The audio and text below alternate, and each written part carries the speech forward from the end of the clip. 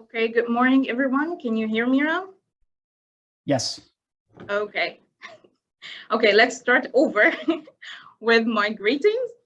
Good morning, everyone. I'd like to welcome you to our webinar today. This is a collaborative activity between Markforged and PROMECH Group. I would like to give a warm welcome to our outstanding speakers, Kyle Mason, the Regional Sales Manager at Markforged, and Walid Ataya, Application Engineer at PROMECH Group. Thank you for attending today. This is just a gentle reminder that if you have any question throughout the webinar, please drop your question in the chat box and feel free to write it in Arabic or English. We'll be answering it in the Q&A section at the end of the webinar, either wise. And I hope you enjoy it and to leave with a full informative benefits and information. And now let's get started with our webinar. I'll leave the floor to you, Kyle. Good luck. Great, thank you. So thank you for the introduction. Again, my name is Kyle Mason. I'm the Regional Sales Manager here at Markforged 3D Printers. My primary responsibilities are working closely with customers to help identify whether or not our solutions are going to drive value for their businesses and make an impact on how customers do manufacturing today. I'm based out of Stockholm, Sweden, but I've been working with Markforged for about the last 5 years, primarily in the sales department. So Walid, do you want to introduce yourself? Yes, thank you, and thank you, Kyle. My name is Walid Ataya. I'm an application engineer for PROMECH. I've been working with PROMECH for 2.5 years in the additive manufacturing field. I am mainly responsible for the services and after sales and pre-sales activities in the company concerning triple F or FDM 3D printing. Before that, I worked as mechanical design engineer in the sheet metal industry for like 2.5 years. Thank you for today. Okay, Kyle. Great. So just to get started, we'll introduce a little bit of the agenda here. So there's a couple of topics that we want to go over. Obviously, the main topic is how the additive manufacturing industry is impacting automotive suppliers and OEMs and how they can benefit from that. We'll share a couple of different applications, why it's important to get into additive manufacturing, the scope of it in automotive industry today, how our customers are using additive and where they're seeing value and benefits. And then we'll talk a little bit about the Markforged platform, which we call the Digital Forge. So just to get started, we'll talk a little bit about why it's important to get into AM now. And I'd like to show this first slide, and this is a great indication of kind of the market over time. So this is an adaptation of the Gartner Hype Cycle. It's a framework for evaluating how emerging technology is perceived and adopted. The big picture message here is that people have a tendency to overestimate the impact of innovations in the short time, but underestimate the long-term impacts. This framework is applicable to additive manufacturing. In the early days, there was an enormous spread between the expectations. The assumption was that there was going to be a 3D printer in most consumer homes, printing everyday necessities, and that the functional application space was mostly prototypes. So we've been working over the last 2 to 3 decades to reach a point where this technology has unlocked more productive applications, and the industry mindset is shifting to solve problems that AM is actually good at, which is predominantly manufacturing agility and supply chain efficiency. So you can see from this chart where we are today, after years and years and years of developing and testing the technology in the field. We're at this point where we're trending in the slope of enlightenment. The technology is developed. We now have functional materials. The printers are getting better and better and better. Easier to use, and really tapping into a lot of different industries where it's becoming more and more of a common practice. So going back to manufacturing agility and the supply chain efficiency. So this is what an average supply chain looks like. Conventional supply chains have multiple stages to get parts from the point of origin to the point of need. Whether it's prototype or high volume production, there is a life cycle highly overburdened with the area of potential failure, all these various nodes. This could be your distribution hub, failing to pack the right parts, or your shipping services to deliver to the wrong address, or lose a package, or potentially damage the goods that they're delivering. So each of these steps, whether it's manufacturing, distribution, the regional shipping, getting to the actual point of need, has added cost, added lead time, and there's always that existential risk that the part getting delivered. It never happens. This situation makes it nearly impossible to respond to challenges in the field, and challenges we've all outlined relating to manufacturing agility and changing market requirements. So additive really allows us to be super agile, to be responsive and reactive versus, and in some cases, proactive. And we've all seen those challenges in the field, especially today with COVID-19 and the impacts of the supply chain that have been very, very prevalent. And when those challenges do pop up, they can be extremely catastrophic. You've all saw and continue to see the long-term impacts of the Suez Canal blockage. Ports around the world became widely overrun with ships, planes, and trucks all trying to catch up from the lost time due to this one blockage that we saw last year.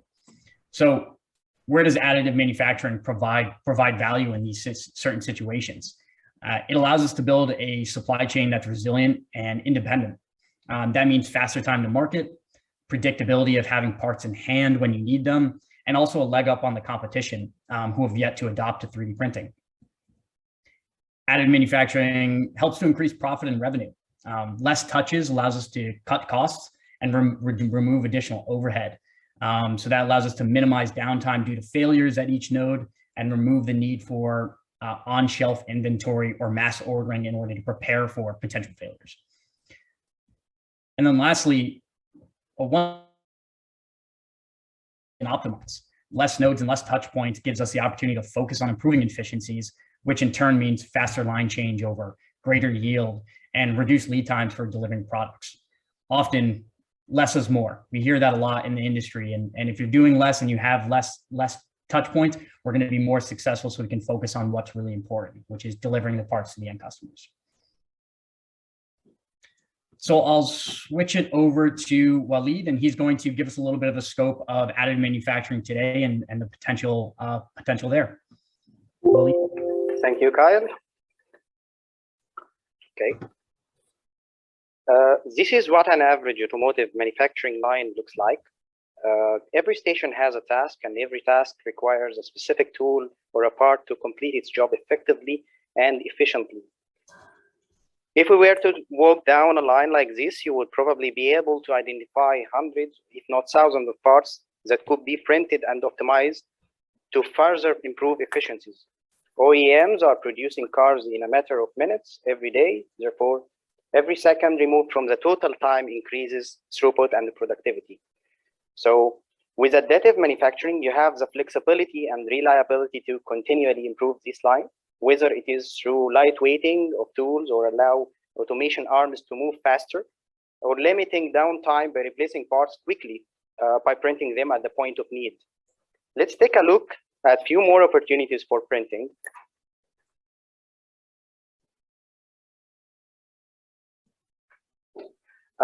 The automotive industry doesn't just include large-scale production.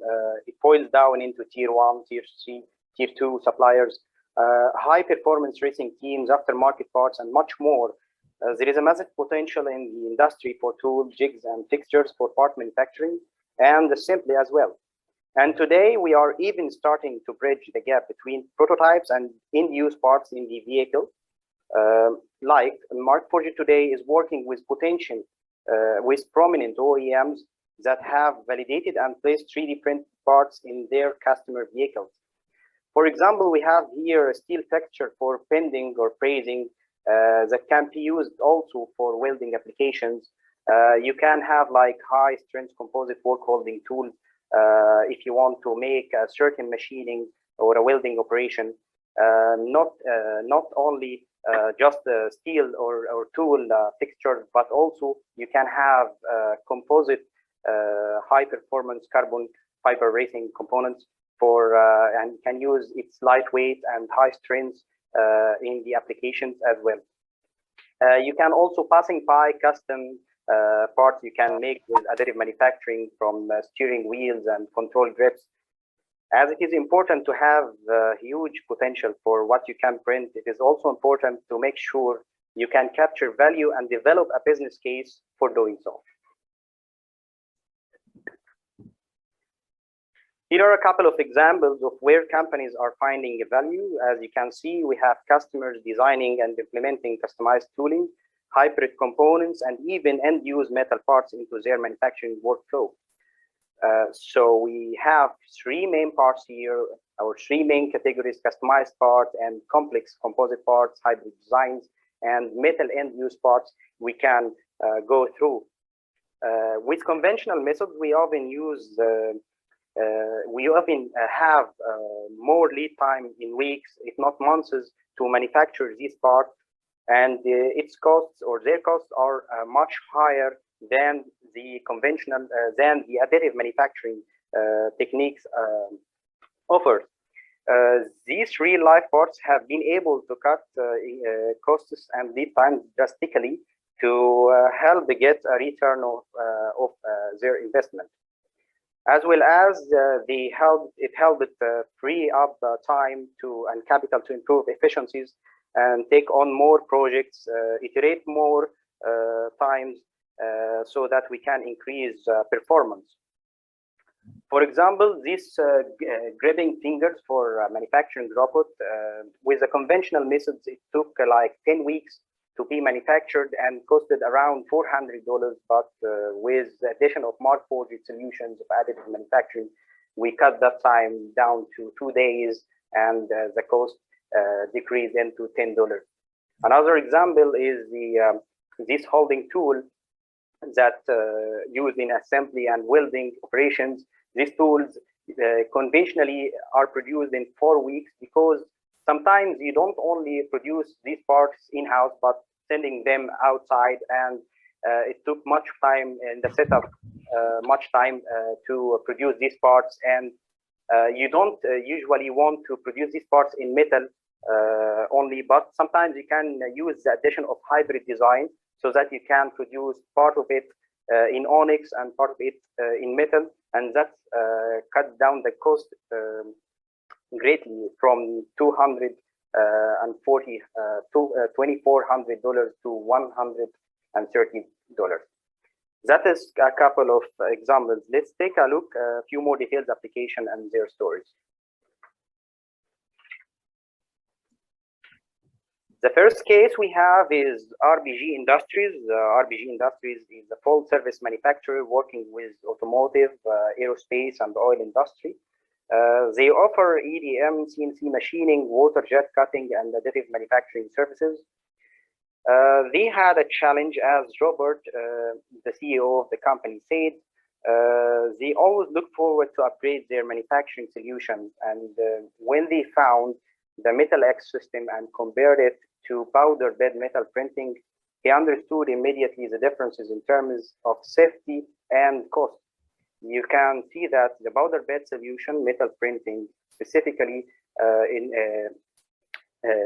have a great safety measurements that should be taken into consideration when dealing with the exposed powder.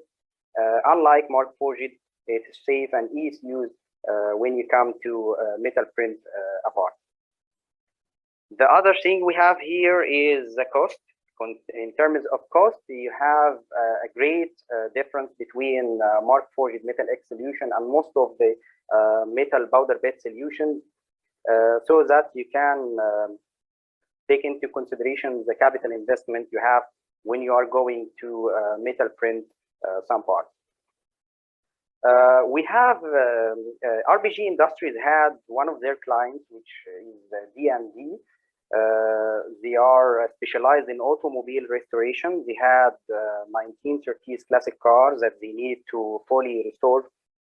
And while they are in the process of restoring this car, they searched for a replacement worldwide and didn't find any. They tried to machine one of the carburetors, which were broken down in the car, and it appears that it will have a big setup time, and it will cost them much more than to print the part. They finally printed this part in onyx to check the fitting and form, and after that they printed it in 17 for stainless steel, and it came to working successfully as an end-use part. Let's check the video coming next, showing this whole case.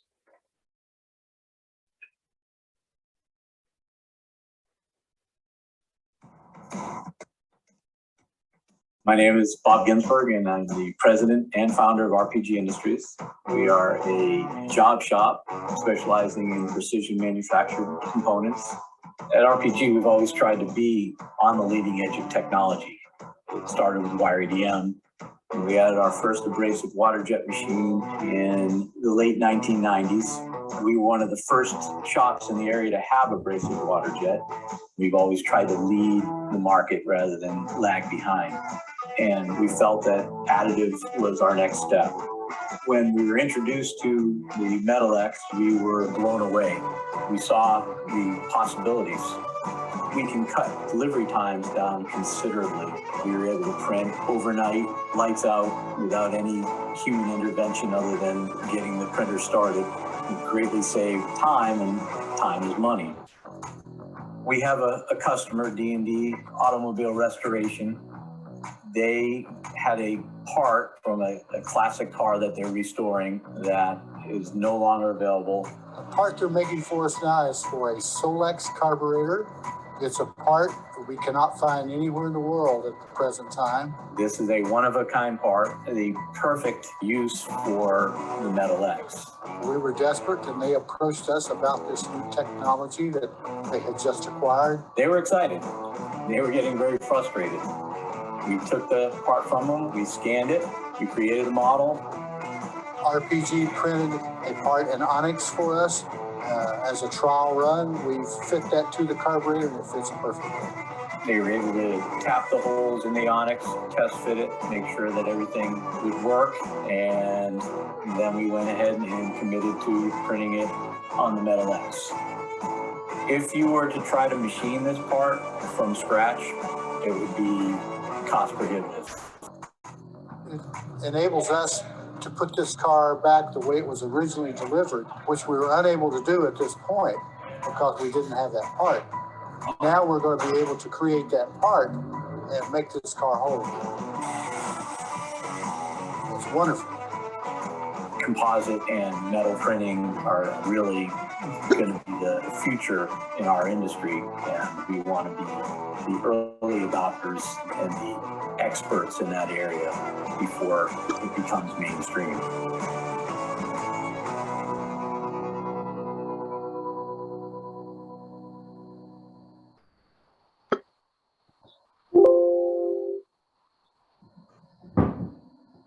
So a really great example there of end-use metal parts, prototypes, and thermoplastics for testing. A really great understanding of the entire life cycle of additive and the potential in early stages as well as late stages in the manufacturing. And you'll notice that RPG has a lot of other technologies. There's no way, shape, and form additive is replacing conventional methods, but it's a great way to supplement. Often you'll see that CNC machines working in tandem with 3D printers or laser cutters, water jet, wired EDM, you'll often see that there are applications that go hand in hand with both additive and those conventional methods. So it's going to make those processes much, much more efficient, and RPG Industries is really taking advantage of that, that combination with these legacy components that they can't manufacture or source today with conventional methods. So it's a great way to add value to what you're already currently doing.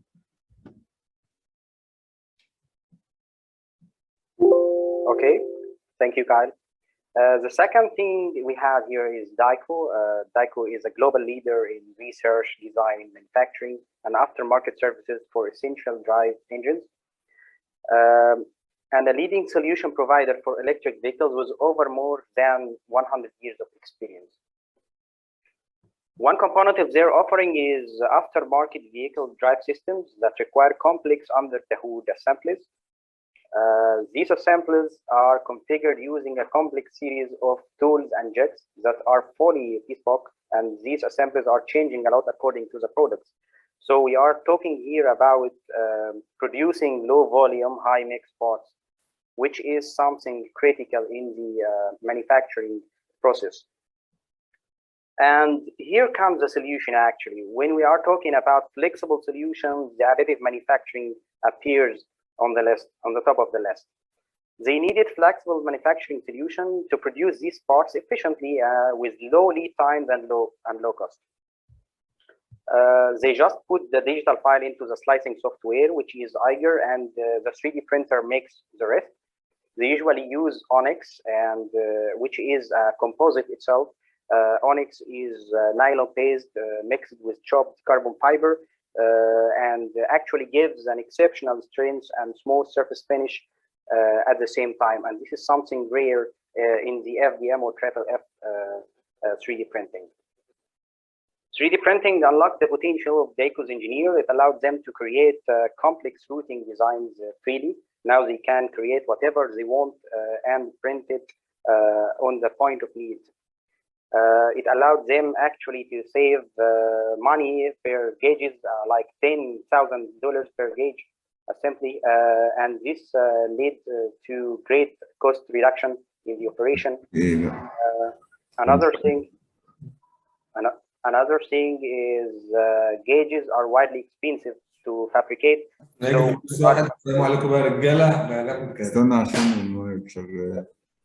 I think there is a technical problem with the mic. Okay, gauges are widely expensive to fabricate, and large scale makes logistics expensive. You need to consider an elastic or flexible solution to fabricate something like the gauges, so that instead of going to machining most of the parts, you can use additive manufacturing metal printing to 3D print them in-house and reduce the setup time, the total cost, and the lead time that will appear, especially when you are making a lot of customization to these parts. Okay. And when we talk about flexibility as well, especially in the car industry, you know, lots of OEMs are manufacturing new models every year. You know, every year they're coming out with a different type of car, maybe small changes, small iterations, and that often comes with having to retool your entire manufacturing lineup. So instead of going to steel manufacturing, where it's highly cost intensive and lead time intensive, you can quickly adopt and change those tools over to a composite setup or hybrid setup with metal and composites to be able to, you know, obviously cut costs and save time, but also to make those changes and implement those changes very, very easily. So that's where that term flexibility comes from in the industry with automotive, being able to adopt every single year and make those entire line change ups rather quickly and cost effectively.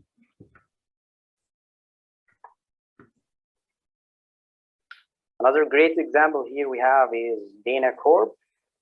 Dana Corp is one of the largest global suppliers in axles, drive shafts, and transmissions for automotive industry.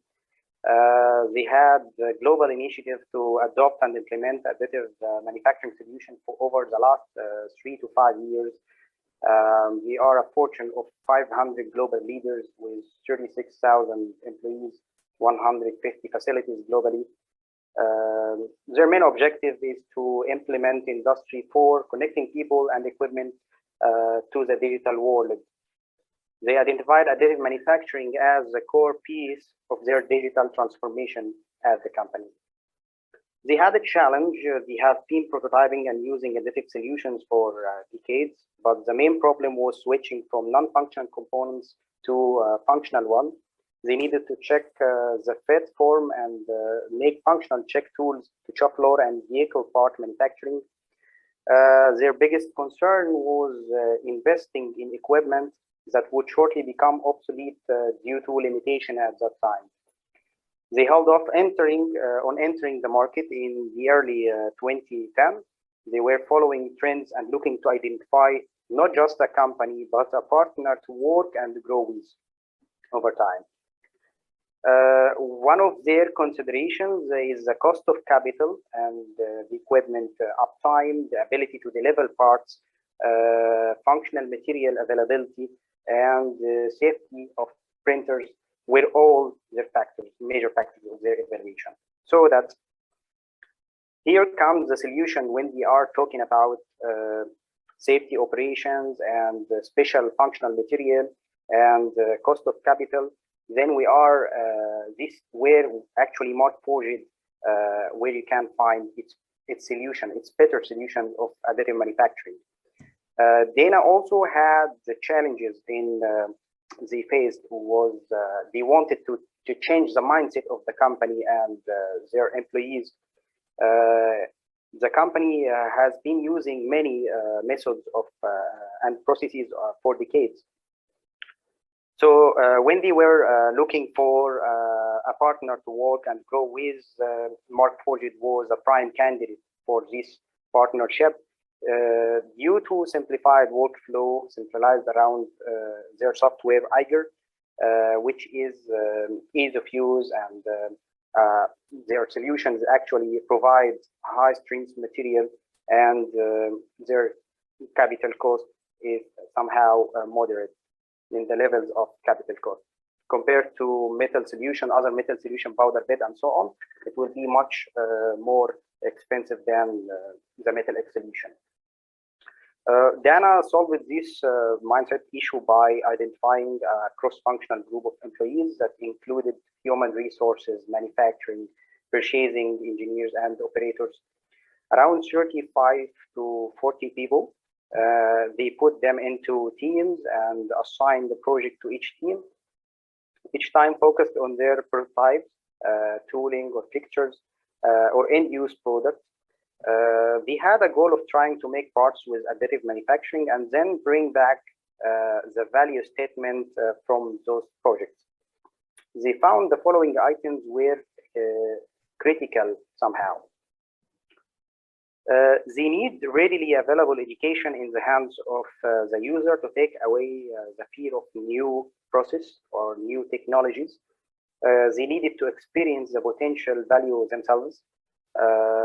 They wanted to remove the constraints and let them execute their own projects and ideas. They were able to figure out that with extremely high potential people and opportunity to innovate, they were able to find value on their own and change their mindset actually. And this is an example of hybrid design of carbon fiber reinforced arm. They made pads from H13 tool steel that can wear quickly, and they can quickly can change these pads with on demand when they wanted to print these parts at the point of need.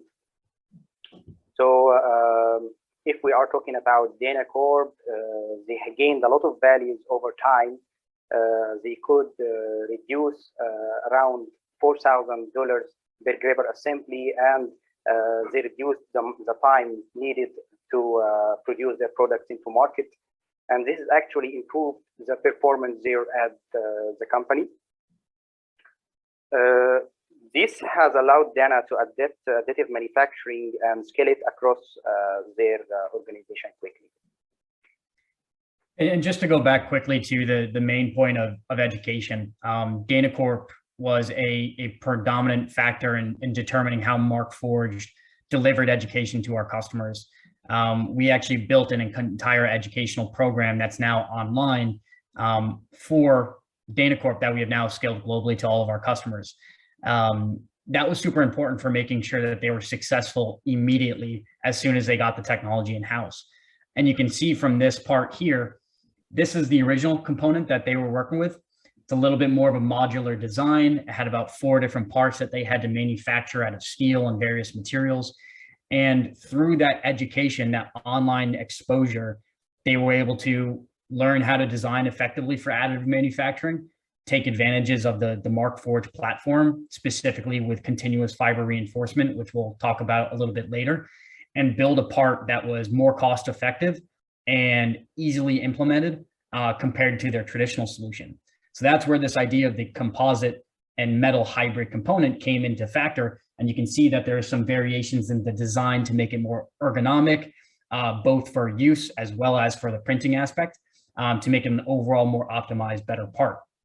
So we'll take a look at that part now in action. So we have a nice little video here that shows it operating in its environment today.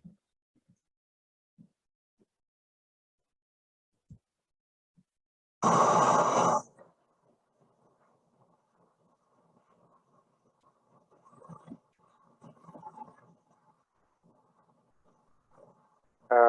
that we know the story behind Dana, let's take a look at the parts in action seen on the previous slide. In this case, these parts are used to transfer an axle housing that is manufactured using conventional casting methods. You will notice there are two sets of hybrid grabbers that clamp down on the case. The conveyor then moves this case to the next step in the manufacturing life cycle. As those H13 grabbing pads wear down, they can easily be replaced with a new set on demand, rather than keeping dozens of wear pads on stock and incurring more inventory costs. You can print on demand when they wear down. Therefore, when a replacement is needed based on average wear time, you can start to print and have a set ready when the parts fail. Okay.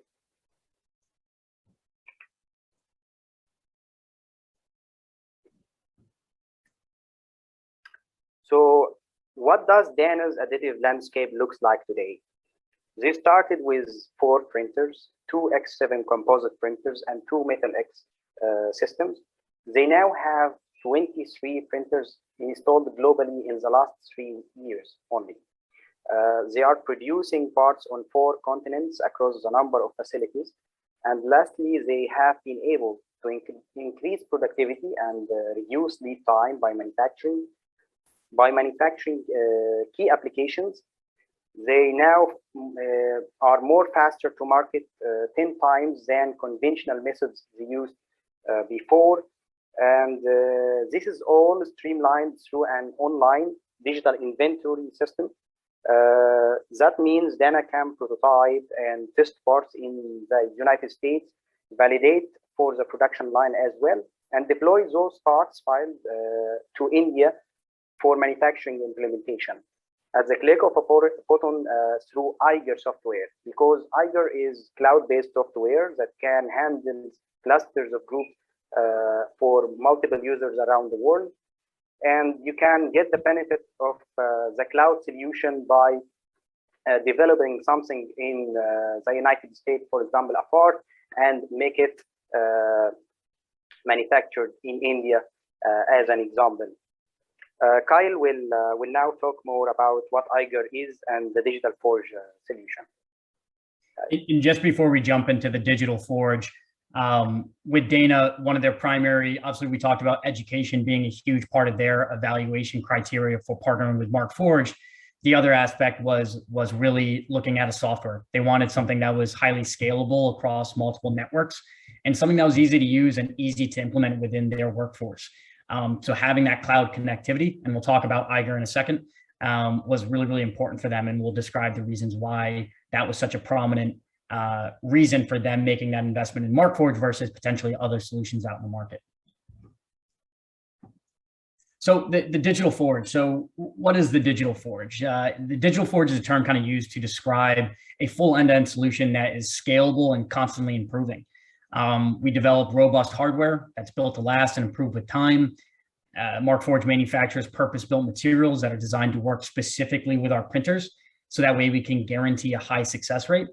And this is all backed by a powerful print management software that allows customers to digitize their manufacturing workflow and scale their AM manufacturing rapidly, all through a cloud-connected architecture, Eiger. So looking at those 3 different elements all together, we have Eiger, which is our cloud-based print management software. It can be accessed anywhere in the world. It's built with the purpose of being easy to use. So that way, any technician, any engineer, designer, or even executive could log in, choose their settings, and start a print with little background of 3D printing. So the goal is to really, really simplify that process of starting a print, which can be a very, very daunting task for many softwares out there. Next, we have a range of metal and composite printers and sintering furnaces that are all connected to that same cloud network. They receive over-the-air updates and they improve over time. We have a range from desktop printers to industrial printers to accommodate the full range of customer needs and skill levels. Whether you're an educational institution that's just looking for a prototyping tool, or whether you're a full-fledged aerospace manufacturer looking for high temperature thermoplastics and large parts that can be certified for in-plane use. And then lastly, we have over 16 plus materials that include thermoplastics, reinforced continuous composites, metals that unlock a wide range of applications to cover the entire product life cycle. So that's from prototyping in base plastics to end user parts like we saw in the RPG industry application in metal. So let's take a look at the hardware more specifically. Jumped ahead. So all of our hardware is built with a strong aluminum frames to ensure a rigid printing platform made for the manufacturing floor. These are printers that are built tough, meant to be beat up and used aggressively in a manufacturing environment and meant to operate with little interaction and maintenance required. The rigid frame really helps to maintain extremely high accuracies and repeatability between prints. They're typically overbuilt. And what I mean by overbuilt is that the technology can grow. So we often have features and hardware in the systems that are maybe locked in terms of their capabilities at the moment. And as we develop and as we grow and as we see the technology and the needs grow and develop, we can then unlock that functionality as we develop it internally. So that way, over time, without changing hardware, you can have access to new features and new functionality.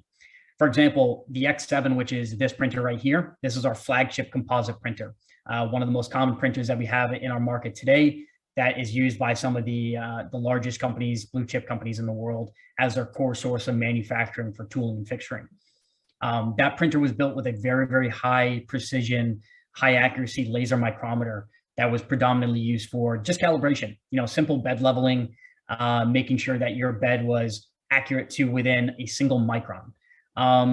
So in many cases, you'd probably view that and say that's an overbuilt tool that's probably not required to get an accurate build plate.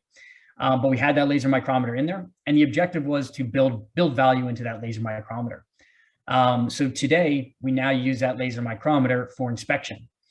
So that tool is able to scan your parts layer by layer as you're printing your entire component and generate cloud point data via our software called Blacksmith. So this allows you to scan your part and retrieve a tolerance map of your entire component compared with your STL file. So that way, after your part prints, you can go back into the Eiger software, look at your part, and actually get the tolerance and accuracy of the entire component compared to your STL. So if there are certain features of your component that are out of tolerance by 100 microns or 200 microns, you'll be able to see that exactly and either decide to reprint that part to see, maybe recalibrate the system and reprint it to get something more accurate, or to be able to print a report to hand to your customer and say, here's the part that you just printed or that we just printed. Here's a report of how accurate it is. That's within the specs that you required when you made that request to us. So it's a really competitive tool there, specifically there, but a great example of how the equipment itself can develop over time without having to change hardware or buy the next generation of printers. We constantly overbuild these systems to make sure that you can capture value over years and years and years of use. This is just one example. Over the years, we've unlocked numerous print improvements that range from increased speed with our metal solutions to reduce sintering cycle times with our sintering furnaces that you can see here, and we'll continue to adopt that over time.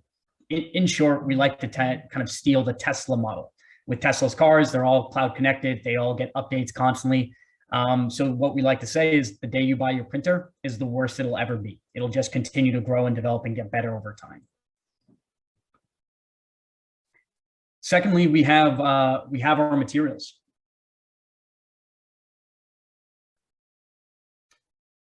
So with our materials, we have a full range. We start with thermoplastics, we introduce continuous fibers, and then we also have metals now with our metal system as well. The base core that Waleed was describing before is Onyx. Onyx has always been our base plastic. Onyx is a carbon fiber filled nylon material. It's highly robust, a great industrial plastic, and gives you fairly high strength for a plastic within that range. You have the ability to reinforce that thermoplastic with continuous fibers.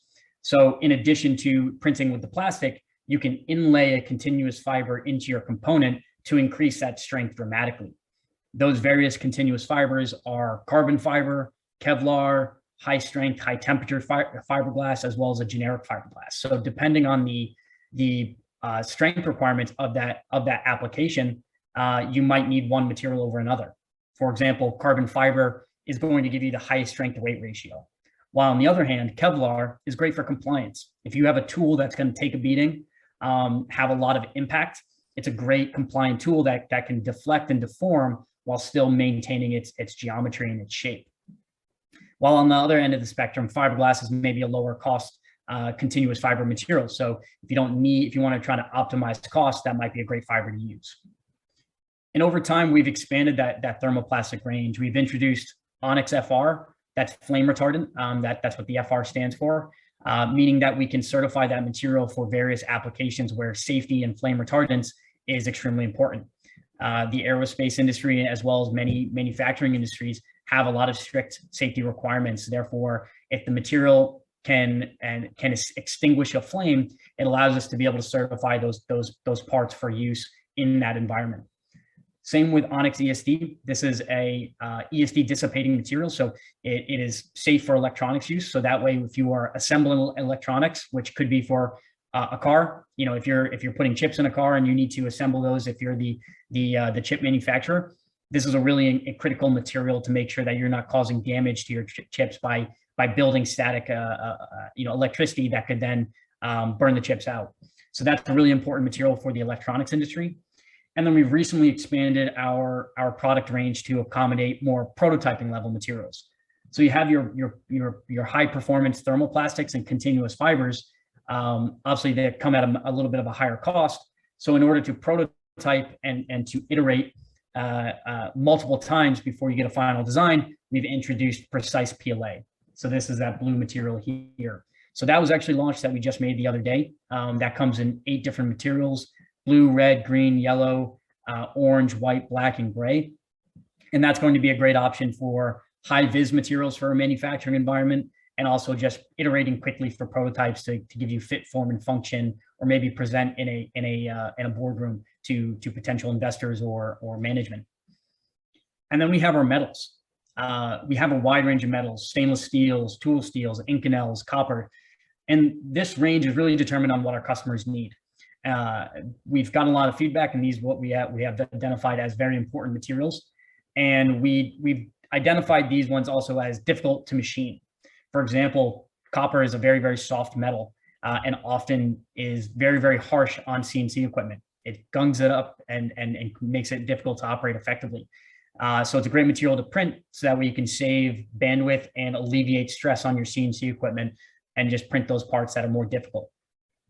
So we have that full range for a variety of applications there. And then we take a look at software. So we've already talked a little bit about Eiger so far, but this is really the core foundation of our technology.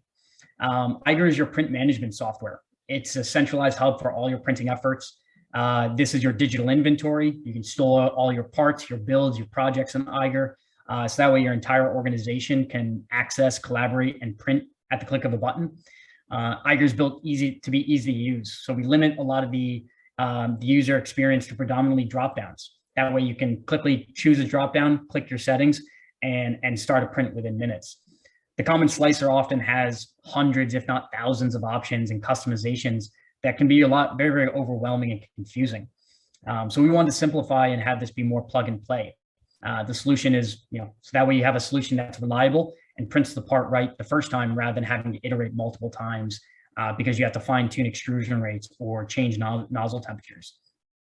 And Eiger captures a lot of data. It tracks material usage, user usage, print hours, part uploads, and much more. So that information is super important for customers to be able to forecast material procurement. How much material do you need in a given month? Also understand demand during the year. When are you printing the most? Is it in Q4 when the year is closing, or is it in the off months during the summer, for example? It also helps to identify business value. Have you been able to get so much usage out of your printer that you need a second one in order to increase productivity and bandwidth? So this is a great tool to help track your success and be able to manage that. And the best part about it is it's cloud connected. That means it can be accessed from anywhere in the world. as long as you have a Wi-Fi connection. We've actually had engineers that are flying on planes, having access to Wi-Fi on the plane and starting prints from their computer there. So it's a really unique tool when you want to get 100% usage out of your printers. You can access them from virtually anywhere in the world at any point. If you're at home at the weekend and you want to kick something off for Monday morning, maybe a prototype to show to your manager, this is a perfect time to kick that part off, have it ready to go for Monday and not waste time because you don't have access to your printer during those off days. And the cloud also allows us to provide improvements and updates over the air. So that way, every time you log into into Eiger, you typically see an update that says, a message that says, we have updated the following things. We have fixed the following bugs. We've increased the speed. We've added new printers to our portfolio. We've added new materials. So you're constantly getting that improvement that we saw with the printers via the software in many different forms. So a lot of added functionality over time. And Eiger comes in many different forms. We have Eiger Cloud, which is a free software that you can sign up for today. We have offline Eiger, which is a slightly different program that's great for companies that are restricted to a Wi-Fi connection, for example, military. And then we have Eiger Fleet, which is really geared towards people looking to do distributed manufacturing like we shared in the Dana Corp case study. So this is a great example of how you can scale through software. And this is really our most powerful tool. Markforged commonly says we are a software company that happens to make good hardware. So software being our core foundation, that allows us to build good hardware, build good materials, and then scale those two items with a really strong cloud connected software architecture that allows us to scale quickly. Hardware is generally very slow business. Software is where we can accelerate adoption, accelerate innovation, and really show our true colors as a digital forge solution. And with that, that is our presentation for today. We'll open it up to questions.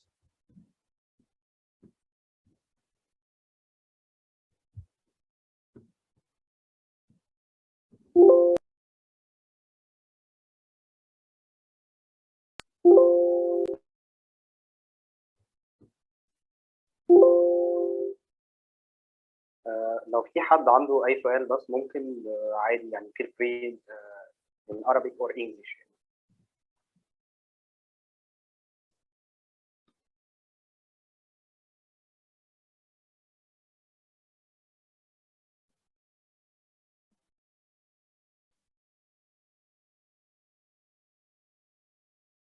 So we have a question in the chat here from Naid. How do you lay the continuous fibers in the composites? What is the technique that we're using? Waleed, would you like to describe that? Okay. We lay continuous fiber in the composite in two different methodologies, which is concentric laying or isotropic. Usually the composite printer comes with two nozzles, one of them to print the base material, which is onyx or nylon, and then you can use the other nozzle to inlay or put the continuous fiber strings into the part. The fiber comes in spools. It is a continuous string fiber. We use that inlaying technique to enhance our 3D printed model. I hope I have answered your question. And just to add some color there, to give a comparison, what I like to compare our process to is concrete and rebar. When you're making a concrete slab for a foundation, you typically lay down a rebar as the core strength, the tensile strength, that is then filled in with concrete. It's a very similar process with what we're using with what Willie described as the two nozzles depositing the two different materials. Thermoplastic is your concrete, carbon fiber or your continuous fiber is your rebar. So for every layer that it's printed, you're then ironing in a layer of that continuous fiber, and that's predominantly where your strength is coming from. And when you go into the Eiger software, you can manipulate where that continuous fiber is in your part. You can have a little bit, you can have a lot. You can tell the software, I want it in layers 1, 10, 100, 150, and how it's oriented in those specific layers. So you can get very, very creative in terms of how you reinforce your parts and how you provide strength. So that allows us to capture, the strength of a thermoplastic, flexible, pliable thermoplastic, as well as high strength with aluminum grade strength with the continuous fiber, specifically carbon fiber in that case.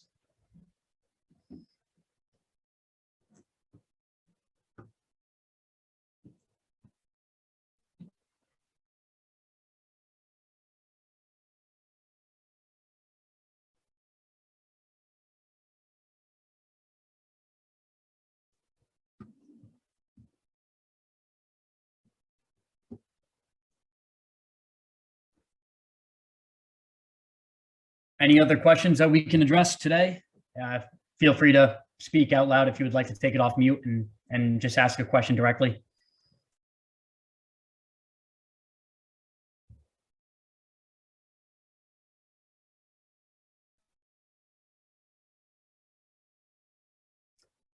So another question from Nahed, for metallic parts, you are using powder bed fusion only. So for our metal process, it is an extrusion system. So very similar to our composites, it's the same type of technology in terms of extruding material out of a nozzle. However, the difference, obviously, with our material composition is that we are binding it in a polymer. So we actually bind the powder in a polymer, which we form into a filament. So it's a filament process that captures all the powder and melts it into your geometry. Then we have two steps. So if I go back to a couple slides here, you'll notice we have a couple of different setups for the Metal X. We have your printer, you have your wash station, and then your sintering furnace. So in this cabinet, you have your filament. That filament's extruded into your part, just like we would on your composites. You put it into the wash station, which then helps debind that thermoplastic. And then it goes into the sintering furnace, where it then burns out that polymer and shrinks it down to its exact part, so that way you only have a metal component. So this is not a powder bed fusion process. This is what we call atomic diffusion additive manufacturing. So you're never dealing with loose powder, which is commonly very dangerous, explosive, and more difficult to deal with. And that allows us to also bring down the total cost of equipment. Most powder bed fusion systems are well into the $500,000 to $1 million in terms of cost. In terms of our system, we're more on the $250,000 range, just a couple $100,000 in terms of an entire setup, facilities, getting started. So it's a much different process and much safer, and also allows a lot more users to be able to take advantage of it in terms of the application space that we see metal being involved in.